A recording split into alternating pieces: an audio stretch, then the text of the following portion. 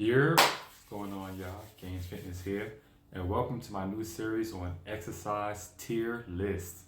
So in this series, I'll be taking individual muscle groups and then breaking down what are the best exercises to target this muscle group. So I'll be ranking them from worst to best. Now this ranking system is going to be completely subjective, so it will be based off my personal experience with these exercises and also EMG studies as well. Now this ranking system will definitely be judged based off of a few things. Potential for building muscle size and muscle density, and yes, they are two different things. The ability to feel for a mind-muscle connection, how much mobility and stability is needed to perform the movement, how does it help the body, and an impending doom meter. So how much you feel like you're gonna fucking die if you do this exercise. Now the tier list will be done from the delta tier, which would be the lowest tier, and we're not saying D because pause. So from delta tier to S tier, which S tier is basically like top tier or God tier. For today's video, we won't be doing the delta tier because the muscle we're about to discuss, there aren't any garbage exercises to build that muscle. So no delta tier today. So for episode number 1, we're going to talk about the back muscles. So exercises that will best target your back muscles. So without further ado, let's get into ranking these fucking exercises. Now think of your back as a big ass continent with a couple of big countries and a lot of small countries. So your back muscle has 3 functions: vertical pulling, horizontal pulling, and stabilizing the trunk. Now depending on where you're pulling, you will feel more muscles working harder than others. And since certain muscles covers large areas on your back, it's important to do them from different angles to hit the different areas of the back muscles as well. So the first exercise we got coming in for C tier will be the Superman. The Superman works on your lower back muscles called your erectors, your glutes, and your trunk as well. Now the erectors run from your tailbone all the way up to the base of your head, but the Superman only hits the bottom portion of your erectors. You can either do it for reps or just hold in the position at the top.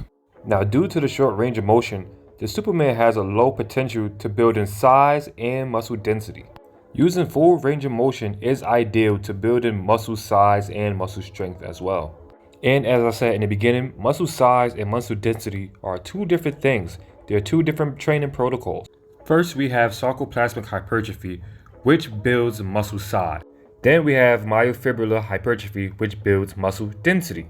Sarcoplasmic hypertrophy basically expands the water inside the muscle cell, making it appear bigger, while myofibrillar hypertrophy actually expands the muscle fibers themselves. So myofibrillar hypertrophy actually builds the real muscle, while sarcoplasmic hypertrophy just builds the water around the real muscle.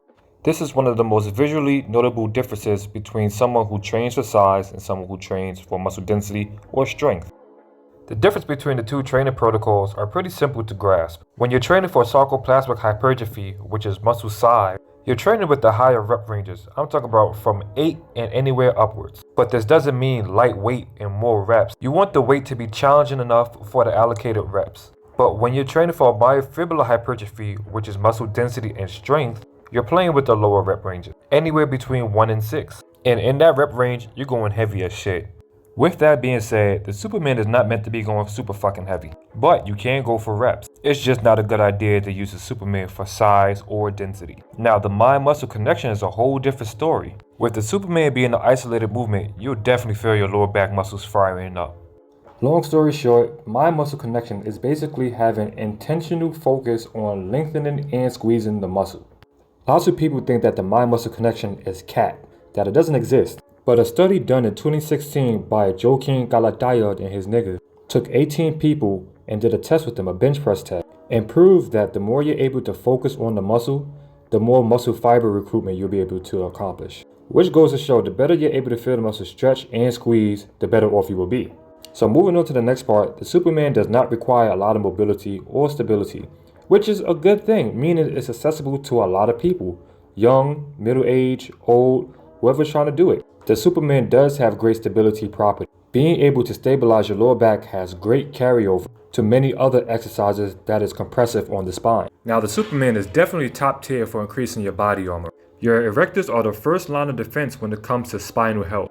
Many physical therapists and chiropractors use the Superman as a form of rehab. Although the Superman does not have a high capacity for muscular hypertrophy, it is still good as strength builder. You can do the Superman as a warm-up or at the end of your workout. Because the Superman is a low threshold workout, it has a really small risk of injury. The only sense of fear that people may feel when doing the Superman is if they will probably re-injure their back. So with that being said, the Superman gets a 10 out of 100 as far as impending doom. So the Superman gets a calm C-. Next exercise we have for the C tier would be the dumbbell pullover. The dumbbell pullover is a great isolation exercise that targets your upper lats. But not only does it target your lats, it also targets your abs and your triceps as well. Now, due to the range of motion, it has a high rate of sarcoplasmic hypertrophy, meaning you could definitely put on some muscle size. But because it's a single joint movement, it's not going to pack on that much mass. And when I mean mass, I'm talking about density. Myofibrillar hypertrophy or muscle density works better with compound movement. Compound movements or exercises are exercises that target several muscle groups and several joints as well. Yo, Steve, give them a couple of examples of what compound exercises are. All the bench presses, shoulder presses, lat pull downs, deadlifts, bent over rows. Shit like that. Most free weight exercises such as dumbbells and barbells require some type of stability against compressive forces such as gravity. With that being said, you do need some type of stability when performing the pullover, but nothing crazy. But you do need a good amount of mobility because your shoulder mobility will make or break the experience of the dumbbell pullover. The more you're able to bring your arms far behind you, the better you will be able to feel the mind-muscle connection. The dumbbell pullover has been considered as a squat of the upper body because of all the muscles that it hits at once, including your ribcage muscles called your intercostals. In my experience with dumbbell pullovers, I mostly feel my lats, shoulders, triceps, and my core muscles. But there's some folk that normally feel their chest working more than their lats on the dumbbell pullover. So the pullover definitely has some versatility to it. Now, as far as body armor, the pullover could definitely be medicine for your shoulders. If you want to have healthy shoulders, you have to make sure your chest, lats, and triceps are all on point. And since this exercise targets all three, this could definitely get you in the right place for your shoulders. To bulletproof any joint in your body, you want to make sure that joint has good mobility, good stability, and is strong as well. The reason why this exercise is not higher on the tier list is because it doesn't have any real life applications to it. Secondly, compound exercises will always hold more weight than a single joint exercise. And for the amount of muscles that it targets, this should be a compound exercise, but it's not. So tough titty, suck it up, it's in C tier. Now when it comes to the feeling of impending doom, the pullover is definitely a little bit more scarier than the Superman. For one, you're holding the weight above your face or above your chest. And since you should be doing this exercise towards the end of your workout, imagine trying to hold the weight when your chest and your lats are fucking cooked. So it may be a little bit harder just to stabilize the weight. Secondly, going past a certain range of motion may feel kind of scary to some folk. Because once you get to a certain point, it's going to feel like you can't bring that shit right back up. And it's going to feel like you're going to have to drop it on the floor. Because dropping it on the floor is a better idea than snapping your whole shit up. So to combat the feeling of impending doom when doing a dumbbell pullover, just keep doing it more often. Get good. With that being said, the dumbbell pullover gets a 40 on the impending doom meter. Quick note, if you don't want to do the pullover with a dumbbell, highly recommend that you do it with a cable. Top fucking tier exercise for building it. Look at my fucking lats, bro. So yes, anyways, if you don't want to do the dumbbell, use the cables. Way better activation, constant tension. Better ingredients, better pizza, better bitches, better money, my clothes better, my shoes better, I work harder. You'll definitely build some really good lats with this. Now moving on to tier B, first exercise we have will be the shrug. Shrugs focuses on your upper and mid back, your traps in particular. Your traps has three main functions: scapular elevation, scapular retraction, and scapular depression. Your upper trap shrugs your shoulders upwards, your mid traps pulls your shoulders backwards, and your lower traps shrugs your shoulders downwards. Back and down, bring your chin slightly forward and then slightly down, and look at the difference that makes. It's more than just a muscle that makes it appear like you're team no neck. This muscle covers a large area on your back, and outside of aesthetics plays a very important role as far as functionality, such as posture and shoulder health. Shrugs can be performed with a dumbbell, barbell, or a kettlebell. Now there are many variations to do this exercise. Just keep it simple, just go fucking up and down. Shrugs has a high potential to build muscle size and density as well. Because the traps are almost split evenly between type 1 fibers and type 2 fibers, you could go really heavy for a few reps or go Not as heavy, but get some more reps in. So what are type 1 and type 2 fibers anyways? There are 3 different types of muscle fibers: type 1, type 2A, and type 2B. Type 1 or slow twitch fibers possess slower twitch speeds and are relatively fatigue resistant. Type 2A fibers or fast oxidative glycolytic fibers present higher twitch speeds than type 1 fibers but are less fatigue resistant. Type 2X fibers or fast glycolytic fibers possess the fastest twitch speeds but are highly fatigable. In simple English, type 1 fibers is things you do for long durations, things as running and super high fucking reps. You're talking about 15 and up. Now all your muscles has all 3 fibers, type 1, type 2A, and type 2B, but some are more fast twitch and some are more slow twitch. Your smaller muscle groups are normally going to be slow twitch with the exception of a few. Most of your fast twitch muscles would be the large muscle groups like your chest, your hamstrings, your quads, your back, your lats, etc., etc. Shrugs are definitely king when it comes to packing on some mass when it comes to building your upper back. Now you could get a lot of indirect trap work with vertical pulls and horizontal pulls, but without any kind of elevation, you're missing out on a big opportunity on building some big ass traps. Now the mind muscle connection on shrugs is really A1. That's only if you're being really intentional on it.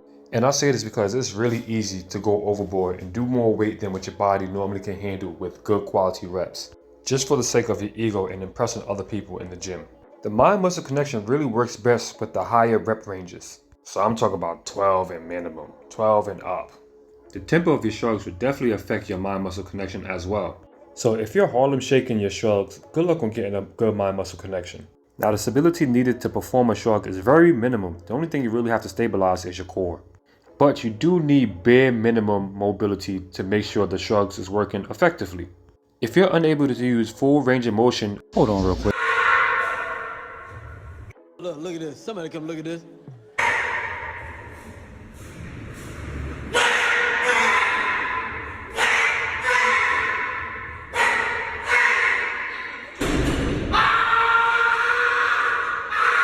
Shit like that. Now the stability needed to perform a shrug is very minimum. The only thing you really have to stabilize is your core. But you do need bare minimum mobility to make sure the shrugs is working effectively. If you're unable to use full range of motion of your traps due to having tight traps, then you're not really going to get some good gains from this exercise. Not saying that it's not going to work, just saying that it's not going to work as well. But the body armor that you get from performance shrugs are quite slept on. You get your body armor gains at the very bottom of the shrug, or when you're just holding it. At the bottom of the shrugs, your shoulders are depressed, and your lower traps are responsible for scapular depression. While your lower traps are squeezing at the bottom, your upper traps are getting a massive stretch at the top. Folks with shitty posture could definitely benefit from the shrugs. Upper cross syndrome is when your posture is shitty on your upper body. And 9 times out of 10, you could tell if your posture is shitty if your shoulders is damn near about to touch your ears. Scapular depression could definitely reset your shoulders and put your posture in a better position. This is why full range of motion is important.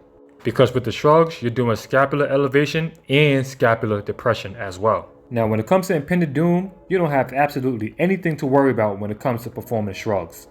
The most that could possibly happen is if you probably drop the weight on your toes if you're doing dumbbells, but that's very unlikely.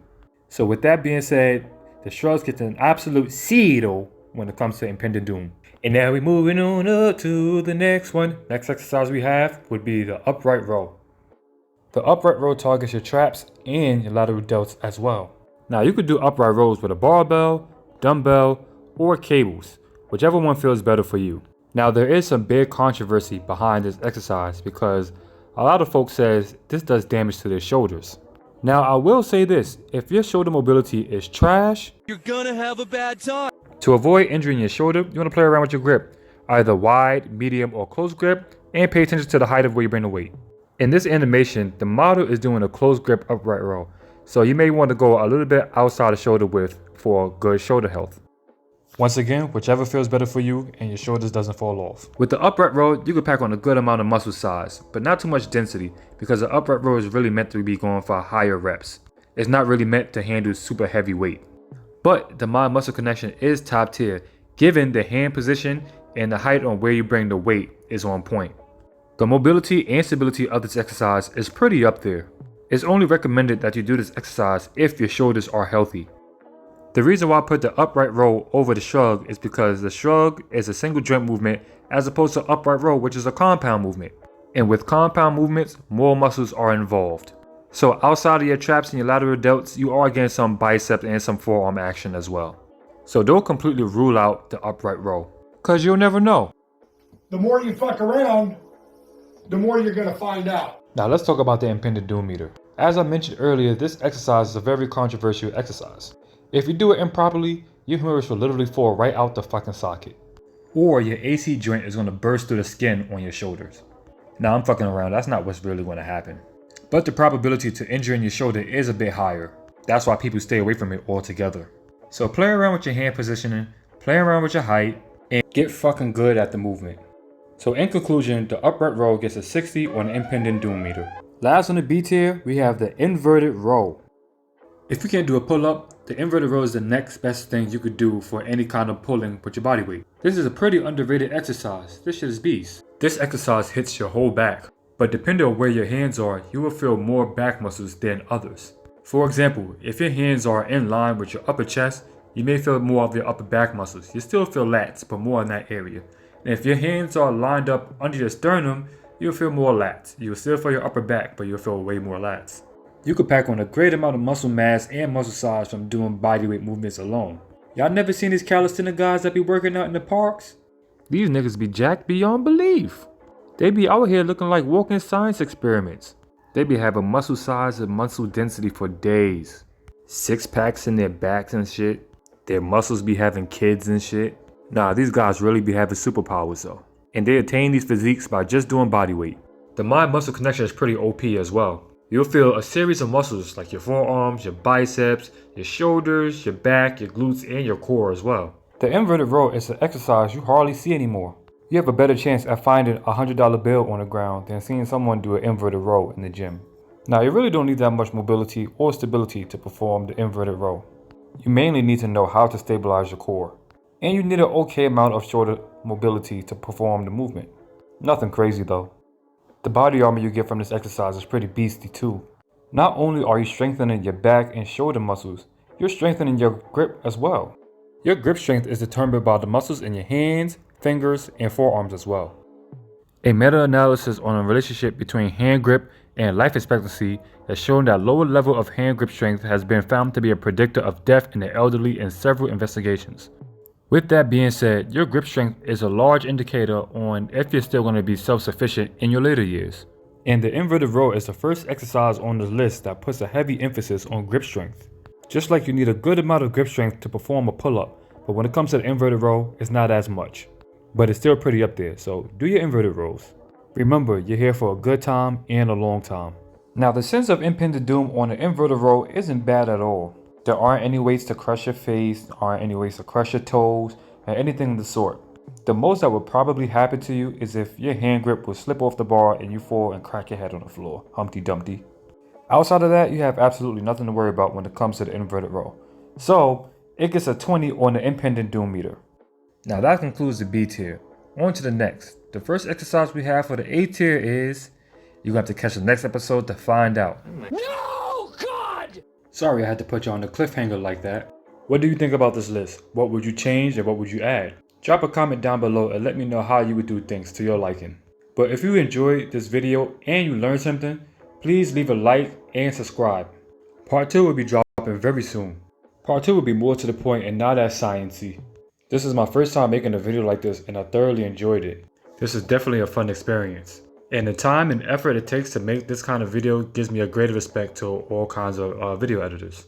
So be on the lookout for part 2 and other videos like this. And the next couple of topics I'm going to talk about will be somewhat controversial. I'm going to talk my shit. So be on the lookout and thank you for watching once again. I'm out of here, y'all. Gang, gang.